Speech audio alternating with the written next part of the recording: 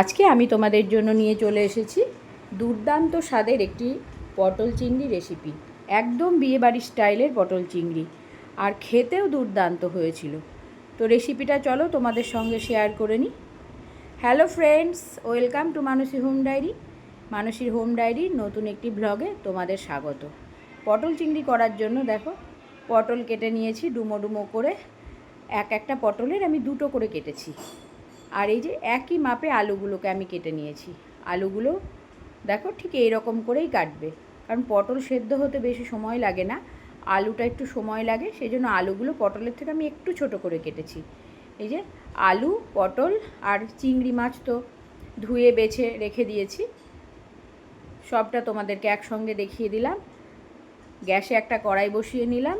যেহেতু এটা বিয়েবাড়ি স্টাইলের পটল চিংড়ি, সেহেতু বন্ধুরা তেল একটু বেশি দিতে হবে, তা না হলে সেই স্বাদটা আসবে না। কড়াই তেল দিয়ে নিয়েছি। তেলটা গরম হয়ে গেলে এবার পটলগুলো আমি ভেজে নেব। তেল গরম হয়ে গিয়েছে, তেলটা একটু বেশি গরম হয়ে গিয়েছে, পটলগুলো দিয়ে নিলাম। এবার হালকা হাতে নেড়ে চেড়ে পটলগুলোকে একটু লাল লাল করে ভেজে নেব। আমি ঢাকা দিয়ে দিয়েছি যাতে পটলগুলো সেদ্ধও হয় এবং ভাজাও হয়ে যায়। পটলগুলো দেখো তুলে নিচ্ছি। পটলগুলো তুলে নেওয়ার পরে ওই তেলের ভেতরেই আমি আলু দিয়ে আলুগুলোকেও সেই ঢাকা দিয়ে লাল লাল করে ভেজে তুলে নেব। আলুগুলো এবার ভাজা হচ্ছে। এই যে দেখো, আলুগুলো মোটামুটি লাল লাল হয়ে ভাজা হয়ে গিয়েছে। এবার আমি আলুগুলোকে কড়াই থেকে তেল ছেঁকে তুলে নেব। আলুগুলোকে এবার তুলে নিই, চলো। আলুগুলো তুলে নেওয়া হয়ে গেলে তারপরে আমি ওই তেলে চিংড়ি মাছটাকে ভেজে নেব। আলুগুলো তুলে নেওয়া হয়ে যাচ্ছে। আলুগুলো ঠিক এইভাবে লাল লাল করেই ভাজবে। আর আমি যেহেতু ঢাকা দিয়ে দিয়ে আলুটা ভেজেছি, সেই জন্য আলুটা মোটামুটি অনেকটাই 50% সেদ্ধ হয়ে গিয়েছে। দেখো কড়াইয়ে আর অল্প একটু তেল আছে। তো এই তেলের ভেতরেই আমি চিংড়ি মাছগুলো এক এক করে দিয়ে ভেজে নিচ্ছি। চিংড়ি মাছগুলো দিয়ে দিয়েছি। চিংড়ি মাছটা আমি এখানে খুব বেশি ভাজবো না। চিংড়ি মাছ তো বেশি ভাজলে না একটু শক্ত হয়ে যায়, আর আমি পটলটা কষানোর সময়তেই চিংড়ি মাছটা দিয়ে দেবো। সেই জন্য আমি চিংড়ি মাছটা জাস্ট হালকা করে একটু ভেজে নিয়ে তুলে নিচ্ছি। এই দেখো, আমার চিংড়ি মাছটা ভাজা হয়ে গিয়েছে। ঠিক এরকমভাবেই ভাজবে। চিংড়ি মাছটা এবার তুলে নিই তেল থেকে। চলো চিংড়ি মাছটা এবার তুলে নিই, তারপরে বাকিটা তোমাদের সঙ্গে শেয়ার করছি। চিংড়ি মাছটা তুলে নিয়েছি। কড়াইয়ে যে অবশিষ্ট যেটুকু তেল আছে, এই তেলের ভেতরেই আমি ফোড়নে দিয়ে দিচ্ছি একটু গোটা জিরে, একটা তেজপাতা আর একটা শুকনো লঙ্কা।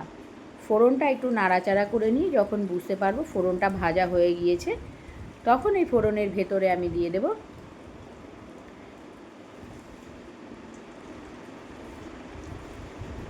দেখো, ফোড়নটা একটু সময় নিয়ে ভাজলাম, লঙ্কা আর তেজপাতাটা। এবার এক চামচ, ছোট্ট একটা চামচের গরম মশলার গুঁড়ো আমি এর ভেতরে ফোড়নে দিয়ে দিলাম। আমি তোমাদের বারবার বলি যে আমি ফোড়নে কখনো গোটা গরম মশলা দিই না, আমার গরম মশলা গুঁড়ো থাকে, সেটাই আমি সামান্য একটু দিয়ে দিই। এবার এখানে পেঁয়াজ আর রসুন বেটে রেখেছিলাম। পেঁয়াজ রসুন বাটাটা দেওয়ার পর আদা, কাঁচা লঙ্কা আর আদা আর কাঁচা লঙ্কা আর টমেটোর পেস্টটা দিয়ে দিলাম। এবার হালকা করে একটু জল দিয়ে দিলাম। জলটা দিয়ে একটু মশলাটা ভালো করে কষিয়ে নেব। এবার একটু নুন দিয়ে দিচ্ছি। নুন দেওয়া হয়ে গেছে, আর দিয়ে দেবো হলুদ। চলো, প্রয়োজন মতো নুন আর হলুদ দিয়ে দিলাম। এবার আবার একটু দিয়ে দেবো এখানে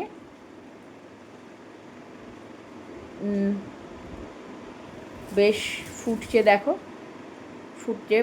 একটু নাড়াচাড়া করে নিয়ে এর ভেতরে আমি দিয়ে দিচ্ছি হাফ টিস্পুন মতন জিরে গুঁড়ো আর হাফ টিস্পুন মতো ধনে গুঁড়ো, আর অল্প একটু কাশ্মীরি লঙ্কার গুঁড়ো কালারের জন্য। আমি ঝালের জন্য এখানে লঙ্কা ইউজ করছি না, কালারের জন্য করছি। কারণ অনুষ্ঠান বাড়ির মতন যেহেতু, সেহেতু একটু কালার না আসলেও ঠিক ভালো লাগে না। দেখো মশলাটা কষাচ্ছি, আমি ঢাকা দিয়ে দিয়েই এখানে মশলাটা কষাচ্ছি। অনেকটাই তেল ছেড়ে এসেছে, দেখো আর একটু মশলাটা আমাকে কষাতে হবে, আর একটু তেল ছাড়বে। মশলাটা কষাতে কষাতে চলো তোমাদের সঙ্গে একটু কথা বলে নিই। তো আমার নতুন বন্ধুদের উদ্দেশ্যে বলছি, প্লিজ আমার চ্যানেলটা সাবস্ক্রাইব করো। আমার ভিডিওটি যদি ভালো লাগে আমার ভিডিওটি লাইক করো, শেয়ার করো। আর পুরনো বন্ধুদের উদ্দেশ্যে বলছি, যারা আমার ভিডিওটি দেখো, লাইক করো, কমেন্ট করো, তাদেরকে অসংখ্য ধন্যবাদ। তোমরা পাশে না থাকলে হয়তো আমি আজ এই ভিডিও করার উৎসাহ পেতাম না। তো আমি চাই আমার পাশে তোমরা থাকো, আর তোমাদের পাশে আমি সব সময় আছি। শুধু বন্ধুত্বের হাত বাড়িয়ে দিয়ে একবার দেখো, আমি অবশ্যই তোমাদের পাশে আছি। সকলে মিলে একসঙ্গে না থাকলে আমরা এইটা চালাতে পারবো না। তো সকলকেই বলছি, প্লিজ আমার পাশে থেকো, আমিও তোমাদের পাশে অবশ্যই আছি। এইভাবেই আমরা একে অপরের হাতে হাত রেখে যদি চলি, তবেই আমরা সফল হতে পারবো। দেখো, তোমাদের সঙ্গে কথা বলতে বলতে আমি মশলাটা কষিয়ে নিয়ে তার ভেতরে আলুটাও দিয়ে দিয়েছি। কেন কি, আলুটাও এখন অনেকটা সেদ্ধ হতে বাকি আছে। তো আলুটা সেদ্ধ হয়ে যাক, এবার ঢাকা দিয়ে দিয়েই আমি আবার কষাচ্ছি। এটা রান্নাটা করতে বেশ অনেকটা সময় লাগে, আর একটু ধৈর্য ধরে রান্নাটা করতে হবে। আলুটা কষানো হয়ে গিয়েছে, মোটামুটি দেখো তেল ছেড়ে আসছে। এবার এর ভেতরে আমি চিংড়ি মাছটা দিয়ে দিলাম। পটলটা আমি কিছুক্ষণ পরে দেবো। মাছটা একটু কষিয়ে নিই আলুর সঙ্গে, যেহেতু মাছটা আমি হালকা করে ভেজে নিয়েছি সেজন্য আগেই দিয়ে দিলাম মাছটা।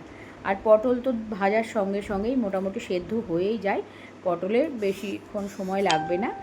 দেখো, মাছটা দিয়ে এবার একটু কষিয়ে নিলাম। তেলটাও ছেড়ে গিয়েছে, কত সুন্দর হয়েছে না দেখতে। এবার পটলগুলো আমি এর ভেতরে দিয়ে দিচ্ছি। পটলগুলো দেওয়ার পর একটু নাড়াচাড়া করে নেব, নিয়ে খুব সুন্দর করে পটলগুলোকে একটু এর সঙ্গে মিশিয়ে দিচ্ছি। এটা সবসময় একটু নাড়তে হবে, তা না হলে তলা থেকে ধরে যেতে পারে। দেখো, আমি একটু ঢাকা দিয়ে নিয়েছিলাম, আবার 2 মিনিট পর আমি ফেরত এসেছি। আর গরম জল করে রেখেছিলাম, সেই গরম জলই আমি এখানে পরিমাণ মতো দিয়ে দিলাম। কারণ এটা আমার একদম ঝোলঝোল না হলেও সামান্য একটু ঝোলঝোল মতন থাকবে, সেজন্য পরিমাণ মতো জল দিয়ে দিলাম। জল দেওয়ার পর দেখো ঢাকা দিয়ে দিয়েছিলাম, 5 মিনিট পর ফিরে এসেছি। জলটা অনেকটা টেনে গিয়েছে, আর কত সুন্দর ফুটছে, কালারটাও বেশ সুন্দর এসেছে বন্ধুরা। পটল আলুগুলো দেখে নেব একটু সেদ্ধ হয়েছে নাকি, তার আগে একটু সুন্দর করে মিশিয়ে নিই। আর পটল চিংড়ি যেখানে সেখানে কথাই তো হবে না, আমরা প্রায় সকলেই পটল চিংড়ি খেতে ভালোই বাসি। দেখো, দেখে নিলাম আমি আলু পটলগুলো সেদ্ধ হয়ে গিয়েছে। এবার একটু গরম মশলার গুঁড়ো আমি এর ভেতরে দিয়ে দিলাম। পটল চিংড়িতে গরম মশলা ঘি না হলে ভালো লাগে না। তো তোমরা যারা ঘি খেতে পছন্দ করো তারা না দিলেও দিতে পারো, অপশনাল, না দিলেও না দিতে পারো। চিংড়ি মাছের যে একটা আলাদা স্মেল আছে, তাতেই পটল চিংড়ির যথেষ্ট টেস্ট হয়। আবার ঢাকা দিয়ে নিলাম, এবার আমি গ্যাসটা বন্ধ করে নিচ্ছি। আমি 5 মিনিট পর তোমাদের কাছে ফিরে আসছি। দেখো, 5 মিনিট পর এসে আমি ঢাকাটা খুলেছি। দেখো, বলো তো ভালো হয়েছে কি হয়নি? আমার তো ভীষণ ভালো লেগেছে রেসিপিটা, রান্না করতেও ভালো লেগেছে, আবার খেতেও ভালো লেগেছে, যেহেতু আমি বা আমার পরিবারের লোকরা এই রান্নাটি খেতে ভালোবাসি। তোমরা একবার চেষ্টা করে দেখো, করো আমার মতন করে, দেখবে ভীষণ ভালো লাগবে। একবার করলে তোমাদের বারবার করতে ইচ্ছে করবে। এইভাবে একবার বানিয়ে দেখো। হয়তো একটু রিচ, কিন্তু এক আধ দিন খাওয়াই যায়, সব সময় যে খাচ্ছি এমন তো নয়। দেখো, এভাবে আমি সার্ভ করেছি, তো কত সুন্দর লাগছে না বলো? তো তোমরা কমেন্ট করে জানিও আমার রেসিপিটি কেমন হয়েছে। ভালো লাগলে অবশ্যই জানাবে। আর যদি তোমাদের অন্য কথা কিছু বলার থাকে এই রান্না বিষয়ে, তোমরা সেটাও বলতে পারো। আমি অবশ্যই পরিবর্তন করার চেষ্টা করব। ভুল ত্রুটি তো মানুষের হয়ই, তাই না বলো? তো আমি চেষ্টা করব শুধরে নেওয়ার। আর আমাকে নিজের মনে করে সবাই পাশে থেকো, আর পাশে থেকো। বন্ধুত্বের হাতটা সব সময় হাতে রেখো। বন্ধুত্বের হাত বাড়িয়ে দিয়ে আবার হাতটা টেনে নিও না, তাহলে আমরা এই পথে, এই জার্নিতে কখনোই সফল হতে পারবো না। একে অপরের পরিপূরক হিসেবে আমাদেরকে এই জার্নিতে থাকতে হবে।